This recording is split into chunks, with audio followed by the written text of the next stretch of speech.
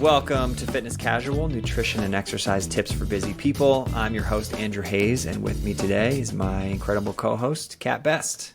Hey, everybody. Kat, today we're talking about setting boundaries, hot start. What are the holidays like in your house? So I am from New Jersey like you, and so is a lot of my family, and holidays are pretty chill in my home. I go home for Thanksgiving and Christmas, and we have, about 11 to 15 people there.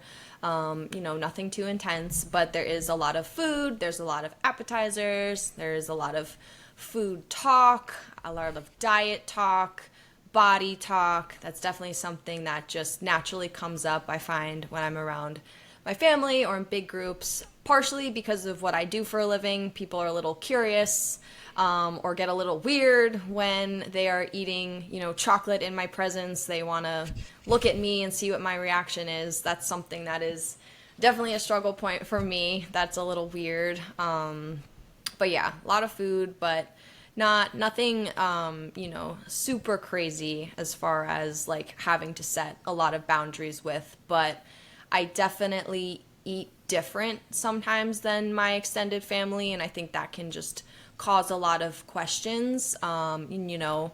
People will make comments sometimes that don't sit very well with me. That's definitely happened in the past, especially when I was younger and as a teenager. I did have some moments where I had a grandparent squeeze my fat, like Wow. squeeze it, pinch it, tell me if you can pinch an inch, you need to lose an inch, and I was probably 12 years old. Wow. That one didn't set too well in my brain, so I've definitely had a little bit of that, but as I've gotten older and as I've learned to set very strong, clear boundaries with myself, first and foremost, and then with others, that doesn't happen to me anymore. Not at all. So I actually don't worry at all about going home for the holidays now. But it is definitely something that used to be slightly traumatic for me or a little difficult.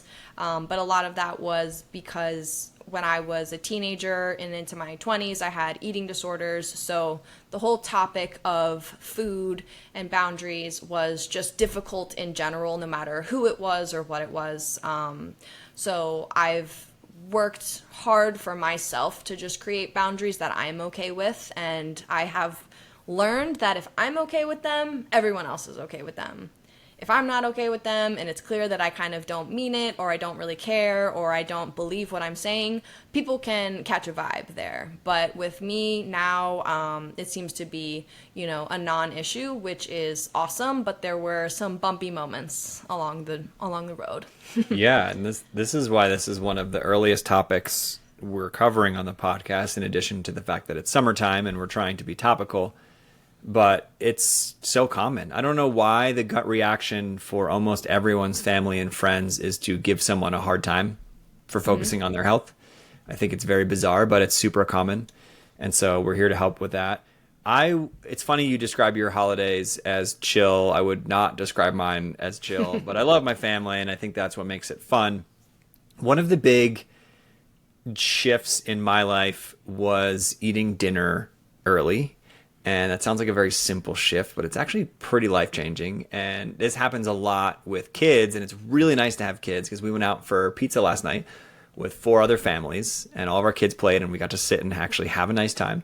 And it was 5 o'clock. And it does all kinds of things to have dinner at 5 o'clock. First of all, you're outside in the sunshine, which is lovely, but also gives you time to burn it off and get better sleep and all of that. And then I go home, and I think traditionally my family eats a lot later. And I'm not going to say there's anything wrong with that, but it is kind of a shock for me, especially because I also still have to get up with my kids at 6 in the morning. And so I want to eat early. And I remember what were we together 3 weeks ago in Virginia, Kat? And we were going to dinner, and you're like, the earlier the better. And I was like, yes, me too. And so I think that's really hard too. Peer pressure, social situations, we're going to get into how to handle all that. But even really simple stuff like my Christmas dinner is probably 7, 8 p.m. And that's really hard for any parent, for people trying to take care of their health, for people who prioritize sleep. And so there's just a lot of ways that setting boundaries can really impact your health. And so we'll dive into some of that. But I'm curious also, Kat, you mentioned in our alcohol episode that you have no problem being around alcohol. Would you say that your family gatherings center around alcohol, or is like generally it's not a trend in your family? Because I'm always interested to know how being raised impacts maybe that decision as an adult. Like how you saw it around you. Yeah, they definitely drink. There's Yeah. drinking. Okay. They don't center around it, but there's definitely drinking for sure. Okay. Yeah. Yeah. Same I in am our the- house. And I'm the one person who's not. Sometimes some other people won't be, but I am usually the one person who's just not drinking. okay. Interesting. Interesting. And I will usually drink in a social setting if I feel like it, which, took a while to get there of like, do I want this drink or am I having it because someone poured it for me? But I find that really interesting, and I am not calling out any of my family members in particular because I'm sure they're all going to listen to this. But I think it's really important for everyone to know this. Like, we sat down at Christmas dinner last year and someone just poured a glass of wine and put it at my table before I even sat in my seat. And it's like, well, maybe I don't want that. Maybe not only do I not want that, but maybe that's triggering for me, And I think it's really important for people to remember that.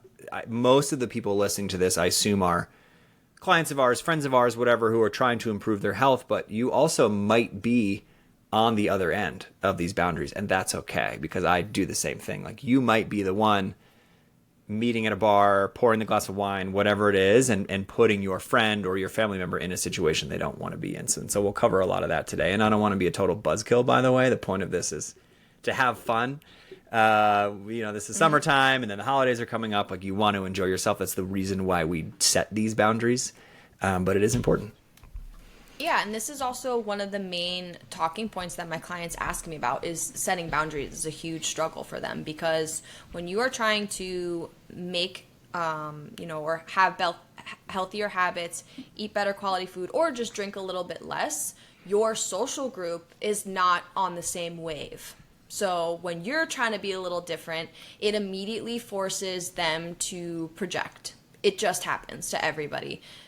And I always tell my clients that if it's truly a problem, then your friends may need to change, or there's something deep going on there that if they are not okay with you making a choice that is for your health, for your well-being, and something you clearly want to be doing, if they're not okay with it, or your family makes fun of you endlessly, that's not okay. Like, that is not okay, and it's normalized, and it shouldn't be. And I think that's something that when like I said earlier, if you make a boundary that you believe fully, people should respect it. But if you make a boundary that you don't fully believe, they will pick up on it. And a lot of people make shitty boundaries, and they are not good at actually making a boundary. They'll be like, yeah, I'm doing this health program, and like I can't eat blah, blah, blah. Which, first of all, we never said you can't eat whatever. You use that word. Now your friend's going to be like, well, you shouldn't be restricted. You can live your life, body positivity, blah, blah, blah.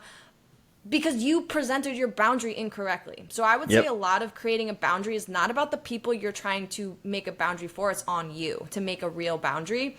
And if you are not sold yourself that you actually want to not drink or not have the dessert when everyone else is, that will be very clear to everyone else. I know I've had to make a lot of boundaries, not even just with food, but with like, toxic relationships, friendships, whatever. If you are dead serious, people pick up on it. And and the way you feel when you set a boundary that you stick to is pretty incredible. That's what makes it so you can build confidence and build discipline. And in the beginning, it's very, very hard, especially me, I was very like people pleasery behavior, which means it would be impolite to not have the cookie that I was offered. Or, cultural thing. If you go to your friend's house and they're whatever culture and you can't say no to food, it becomes a thing. But meanwhile, I'm like, no, I don't want to eat it. Sorry. You can be polite and say no. And that's also an art. I'm quite good at it. But that's also another thing that like you can learn how to, use the right language that's also polite and respectful and saying no. And if you don't think you can do that, like I promise you that you can if you want to. But if you don't want to, then you can't. And I just think that's a huge part of boundaries that maybe doesn't get touched upon, is that if If you don't believe it yourself, it's not going to happen. Because boundaries are very uncomfortable. And the main reason they are is because it puts the other person in a weird place to where they either have to go along with it, or maybe they're curious, or maybe, you know, they feel bad now that they want dessert because you don't want it, and they have to justify, you know, it really can do a lot of things. But I love seeing our clients make boundaries and keep them. It's probably one of my favorite things about this job. I love seeing people build confidence, but when I see a client who goes from really struggling to, you know, tell their family that they don't want to eat whatever, I think that is just so powerful once they start doing that, because I see that you know, bleed into every other part of the program in terms of building confidence there. So it's definitely so huge. And it might seem insurmountable now if you have family who really peer pressures you, or friends who really center around whatever it is, but we've seen it time and time again with our clients. So let's talk about some of those tips. Do you want to do alcohol first? Do you want to do food first? Kat, what do you think are the best areas of focus for setting boundaries? I think food and alcohol can kind of be the same thing. I tell a lot of our clients to just, you know, either say that, you know, having whatever doesn't make them feel that great, and so they're just not going to be drinking tonight. You know, if someone says you want to go out for drinking or whatever, you just say, I'm just not up for it tonight. Like, you don't need to add much more to that.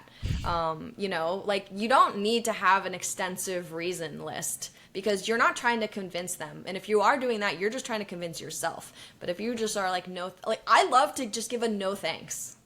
No thanks. Yeah. And then they'll look at you, just stare at you and be like, well, why not? And it's like, it's kind of fun to just be like, oh no, I'm good. I'm good. And then you just watch them just be like, we don't know how to handle a rejection of something you've never rejected before. So kind of, in a way, you can kind of have fun with it. But we have a client who does live with her parents, and that can be really, really tricky. When a family meal dynamic, if you're the kind of the odd man out, if everyone's ordering Chinese food and you don't want to have it, the first thing I would do is, can you have a solution or an alternative that just takes care of yourself? If you're going to a dinner party, can you bring something that you're okay with eating? No one else will really notice if you're not having much of the other stuff. Some people might, but if you at least have something that kind of checks your box, that is always a good thing to do. Or have an alternative in place. If family is ordering Chinese food and you're like, yep, let's get it, but this time I'm actually going to get like the steamed chicken and veggie with sauce on the side.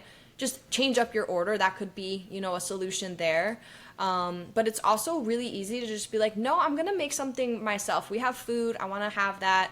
And again, they're going to look at you, just stare at you and be like, what? And then you're just like, yeah, I'm good. But if you're okay about it and you feel good and you're happy and you still sit at the table, like this client sits at the table with her family eating a different thing than the rest of them, and she feels really good about it. And at first it was awkward, you know, maybe a little resistance from her mom, but I wouldn't be surprised if a few months from now her mom is eating what she's making. And that's how it goes. Is like, sometimes you have to be the disruptor in your family to make a healthier change, and other people will get on board. In my family, so it's not the case now, but there was a moment in time where my parents ate meat, my brother was a vegan, and I was a vegetarian.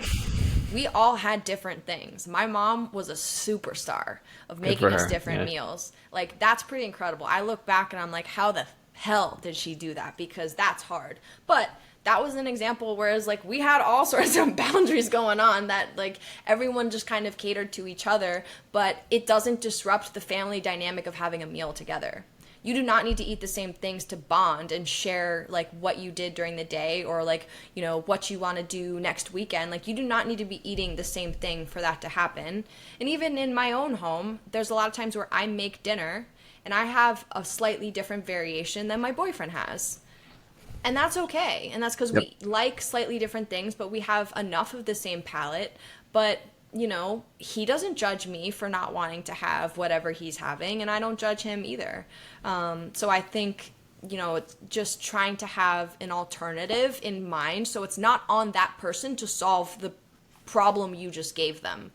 don't make it an issue for them. That's really hard to do. But, you know, even if you're out at a restaurant, if everyone's ordering, you know, their own dessert, you know, and you could be like, no, like, I'm actually, like, really full. Like, I'm really, like, I'm good.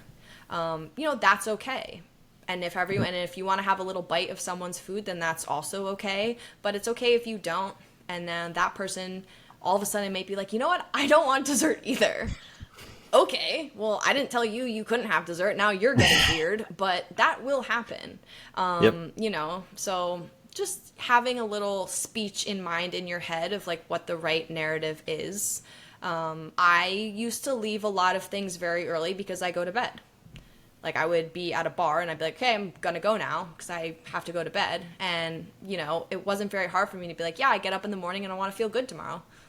Sorry, bye, see ya. Like, I don't care.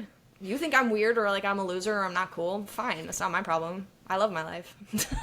Yeah. I mean, so much of it comes from self-confidence, and I see a lot of Instagram accounts now that are like sober dad, sober-ish mom, whatever they are, and that's not my brand, but I think it's really cool because I just do think it helps people not feel like a loser. I think I drank way too much in college, but I think I was always big into sleep, and I just didn't realize it. And I was for sure the first person in bed, always. And I think I was a little guilty about it, but now I'm like, I feel awesome, and I'm doing great. So I totally agree. I think you just have to own it. A funny story there, I'm reading right now a book. The movie's called Donnie Brasco. I actually can't remember what the book is called, but it's about an FBI agent who infiltrated the mafia for like 6 years, and what he had to go through. And he talks about how he drinks, but that's it. Doesn't smoke cigarettes, doesn't do any drugs. And from day one, when he started getting into the crew, he was like, I only drink. Like, I don't touch that stuff. And he said drawing a really hard boundary made it really easy for him. And there's actually plenty of people in the mafia who did the same thing. And he said this guy, Tony Mira, actually was one of the biggest murderers in the crew and only drank club soda. And I'm obviously not condoning murder, but like the point is, if you don't have self-confidence, like that guy scared the shit out of everybody in New York, and he didn't drink at all. And so like remove that out of your head that you have to be cool. You have to do all that stuff because you don't. Like, just know your priorities, you know, be comfortable with yourself. And I'll add one thing to your tips, Kat, because I have a lot of friends who still drink a lot. And I do. Like, I'm going on a guy's trip in a week, and I'm for sure going to have my fair share of beers because I want to. But I also, when we met up in Virginia, I stopped and visited a friend on the way, and we hadn't seen each other in 2 years. And our relationship from college was built on like getting messed up together. And we were planning what we were doing for that 24 hours. And I just set the boundary earlier. I was like, hey man, I don't really drink that much anymore. Like, we don't have to, cause he was throwing out different bars and whatnot. And I was like, I don't really want to go out till 2 a.m. and like drink 15 Bud Lights, like the college bar that we went to 15 years ago. That's not my thing. And I was comfortable saying that. And you know what was even better is he was like, I don't really either. He was kind of like relieved that I said that. I think he was like trying to show me a good time. And I was like, please, for the love of God, can we not go drink shitty beer at a bar? And he was happy to hear it. And so we had a really, really good time. And so I would just say, like, yeah, do you have some friends or family who maybe don't respect your boundaries? Probably. That's always going to be the case. But I think a lot of people will actually be relieved. And maybe as we get older, I think a lot of our clients are, you know, over 30 now. You'd be surprised how many people are maturing with you. They're just maybe not as comfortable saying it as you are. So feel free to set your own boundaries. You'll be surprised. Cool. That was kind of my one habit. Go ahead. Oh, no, I was just going to say, this is kind of boundaries level 2. It's kind of fun to challenge people. This is a skill. You should not do this if you are not confident in your boundary. But if someone keeps pushing you on it, you could be like, what is your intent behind saying that, trying to get me to drink? Because a lot of people will call out things, or they'll be like, this is something that happens to me a lot, is people will be like, oh, you won't eat that. You know, you won't, oh, everyone gets pizza, Cat won't eat it, whatever. And I'm like, A, you're making an assumption, but B, what is your intent behind calling me out like that? Like, what do you want me to feel a certain way? You know, I don't directly say that, but I would if I had to, because I am also not okay with people doing that, because I I know what they're doing or how they're trying to make me feel, and I don't think that's cool in any way. And I think that can also be a big thing when it comes to body talk. So not food, not like they're offering you something and you don't want, but it's that you've gained 15 pounds and you know when you go home to see your mom, not my mom, but anyway, there's a lot of moms out there who will be hypercritical of like their children, or, you know, what happened? Oh my God, like you gained all this weight, you know, do you need a trainer? Do you join the gym? Just eat less. You know, they'll tell you about the thing that worked for them. Meanwhile, she's probably overweight herself. This is a very common pattern I see. You can challenge them directly of like, what is the intent behind saying that comment to me? And you watch, it'll be like, you know, like DJ scratch, like the room will go silent because now you actually, for once, called out what they're saying. That's a very good way to not have that ever happen again because it makes people uncomfortable. So I would say like sticking up for yourself is not a bad idea if you are very confident. And even if, you know, body talk, weight talk can be very triggering for people, a lot of people have no idea what someone is feeling on the inside. And, you know, one thing that always bothers me is when family talks about calorie content of foods. Like, it bothers me when they're like, oh, a sugar-free chocolate, this is so low calorie. You know what's so great about seltzer? It has no calories. And, like, there's just calorie talk, and I hate that, and it really bothers me. You know, and I don't say much about it, but that's just an example where, like, I'm just like, these conversations do not need to be had at the dinner table. And one really, really good topic I heard once from, I can't remember who, but it was a podcast on boundaries. It was, all families could instill a rule in which you do not talk about food over food. You can talk about food, you know, when you're at the mall doing whatever. But if you're sitting down to have a meal, that does not need to be a time to talk about how many calories are in the meal or, you know, how stuffed everyone gets at Thanksgiving. That is one thing that actually just drives me nuts. When everyone at Thanksgiving is like, oh my God, I'm so full and blah, blah, blah.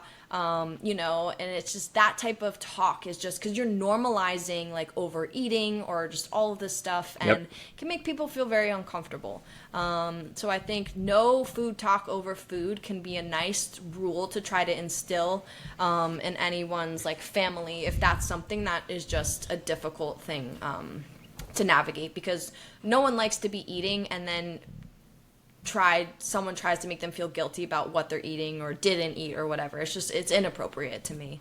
Yeah, absolutely. Any other habit tips you wanted to throw out, or we covered everything? I think we covered most things, but I do think you know what situation you're walking into most of the time. If you're going out to if you have dinner with your friends 5 nights a week, you know what you're up against. If you're going home to see your family, you know what you're up against. So just think about it ahead of time. Like, have a plan in place. Have a line in place. I go over like one line my clients can say for each scenario of like a little thing that feels comfortable for them to say to their friend or whatever. But if you are not preparing in advance to have that boundary, you're probably not going to stick to it.